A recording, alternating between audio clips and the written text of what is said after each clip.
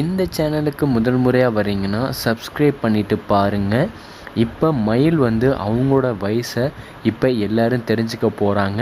இதில் மயில் வசமாக எல்லாருக்கிட்டையும் மாட்டணும் அப்படின்னு சொல்கிறவங்க இந்த வீடியோவுக்கு லைக் பண்ணிக்கங்க. இப்போ என்ன விஷயமா நடக்க போகுதுன்னா, ஏற்கனவே 3 மருமகளும் சேர்ந்து அதாவது தன்னோட மாமனார் பர்த்டேவை சூப்பராக கொண்டு போகணும் அப்படின்னு சொல்லிட்டு அதுக்கான விஷயத்த சூப்பராக பண்ணுறாங்க. கூடவே அவங்க பசங்களும் சேர்ந்து இப்போ எல்லோரும் சேர்ந்து அவங்க அப்பா அம்மாவை சந்தோஷப்படுத்துகிறாங்க. இதில் பார்த்திங்கன்னா பாண்டியன் இதை பார்த்து வியந்தே போயிட்டாரு, ரொம்ப சந்தோஷப்படுறாரு. இப்போ பாண்டியனும் கோமதியும் இப்போ கோயிலுக்கெல்லாம் போயிட்டு அந்த பிறந்தநாளை சிறப்பாக முடிக்கிறாங்க. அந்த பிறந்தநாள் விழாவில் சூப்பராக எபிசோடு போகுது.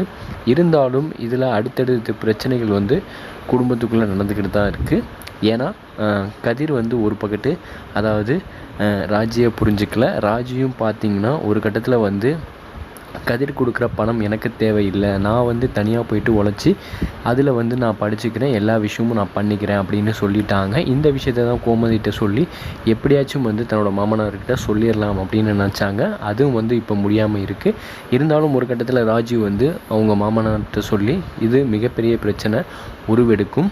இருந்தாலும் இந்த பிரச்சனையோட மிகப்பெரிய பிரச்சனை என்னென்னா, அதாவது மயில் விஷயம். அதாவது மயில் இப்போ அந்த குடும்பத்தில் யாரு கூடயும் ஒட்டாமல் இப்போ எல்லோரையும் அதாவது மயில்கிட்ட எதுவும் ஷேர் பண்ண மாட்டுறாங்க. இதை பார்த்து மயில் ரொம்ப வருத்தப்பட்டாலும் அவங்க அம்மா பேச்சை கேட்டுக்கிட்டு மயில் பண்ணுறது சரியில்லையாட்டியும் இப்போ மயிலோட வயசு இப்போ எல்லாருக்கும் தெரியுமா, அதாவது சரவணனோட மயிலுக்கு தான் வயசு அதிகம் அப்படிங்கிற விஷயத்தை மறைச்சி தான் கல்யாணம் பண்ணாங்க. இந்த விஷயத்த இப்போ எல்லாருக்கும் தெரிகிற மாதிரி கான்செப்ட் கொண்டு வந்திருக்காங்க. இதில் என்ன விஷயமா நடக்க போகுது அப்படின்னு பார்த்திங்கன்னா, அதாவது இப்போ ஆதார் கார்டு இப்போ பாண்டியன் கேட்குறாரு. இருந்தாலும் பார்த்தீங்கன்னா இதிலேருந்து தப்பிக்க நான் எடுத்துகிட்டு வரேன்னு சொல்லிவிட்டு அதுக்கப்புறம் மயில் என்ன பண்ணுறாங்கன்னா, அதாவது நான் வீட்டில் வச்சுட்டு வந்துட்டேன், எங்கள் அம்மா வீட்டில் இருக்குது அப்படின்னு பொய் சொல்லி இதில் தப்பிக்க பார்க்குறாங்க. இதை பார்த்து மீனாக்கு டவுட் வந்துடுச்சு. இதில் ஏன் பொய் சொல்லணும், ஏதோ ஒரு விஷயம் இதில் ரகசியம் இருக்குது அப்படின்னு சொல்லிட்டு மீனாக்கு டவுட் வந்துடுச்சு. இருந்தாலும் இப்போ இப்படி ஒரு விஷயத்த மயில் சொல்லியிருந்தாலும் இப்போ மயில் எப்படி இருந்தாலும் அந்த ஆதார் கார்டை எடுத்து காமிச்சு எல்லாருக்கும் தெரிகிற மாதிரி கான்செப்ட் கொண்டு வருவாங்களாம் அப்படின்னு இதில் செம ட்விஸ்ட்டாக வச்சுருக்காங்க. அந்த ஆதார் கார்டை இப்போ பாண்டியன் கேட்டு இப்போ அதை பார்த்துருவாரா, இதில் மயில் வசமாக மாட்டிடுவாங்களா, ஒவ்வொரு விஷயத்துலையும் இதில் மயில் குடும்பம் பொய் சொல்லி தான் இப்படி ஒரு விஷயம் பண்ணிகிட்ருக்காங்க அப்படின்னு எல்லா உண்மையும் தெரிஞ்சிருமா அப்படின்னு செம ட்விஸ்ட்டாக வச்சுருக்காங்க.